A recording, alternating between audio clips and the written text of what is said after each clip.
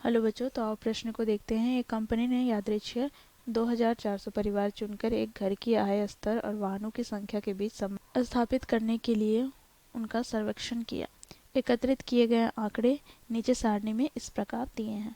बच्चों देखो, एक सारणी मासिक आय में है और दूसरा सारणी यहाँ पर प्रति परिवार वाहनों की संख्या को प्रदर्शित करता है। यहाँ प्रश्न में बोला गया है, मान लीजिए एक परिवार चुना गया। प्रायिकता ज्ञात कीजिए कि चुने गए परिवार की आय 10,000 से 13,000 के अंतराल में है और उनके पास केवल 2 वाहन हैं। ठीक है, तो दिए गए प्रश्न की मुख्य अवधारणा की बात करें तो बच्चों यहाँ पर हम देखेंगे, यदि घटना ई के घट की प्रायिकता को हम पी से प्रदर्शित करें तो पी बराबर क्या हो जाएगा। तो यहाँ पर देखो, ई के अनुकूल परिणामों की संख्या बटे में कुल संभावित परिणामों की संख्या। बच्चों यहाँ पर देखो, ई के अनुकूल परिणामों की संख्या को हम एन ई से प्रदर्शित करते हैं तथा कुल संभावित परिणामों की संख्या को हम एन एस से प्रदर्शित करें तो पी ई बराबर क्या हो जाएगा, तो एन ई बटे एन एस के। तो इस मुख्य अवधारणा की सहायता से हम दिए गए प्रश्न को हल करते हैं।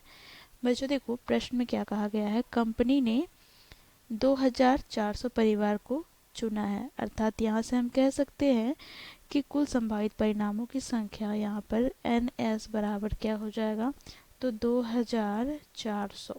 ठीक है बच्चों, प्रश्न में क्या कहा गया है, तो देखो यहाँ पर हम मान लेते हैं घटना ई बराबर 10,000 से 13,000 प्रति माह वाले परिवारों की कुल संख्या जिनके पास केवल 2 वाहन है।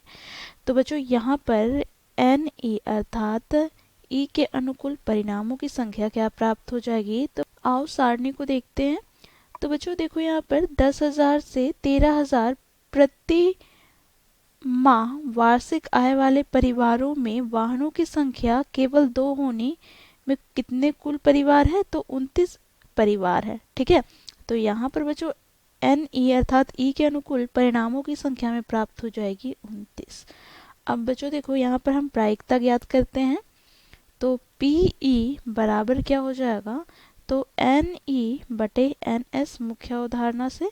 तो एन ई का मान हम लोगों ने ज्ञात किया क्या, 29 बटे बच्चों एन एस क्या है, तो 2400। तो बच्चों देखो, ये हो जाएगा हमारा दिए गए प्रश्न का उत्तर।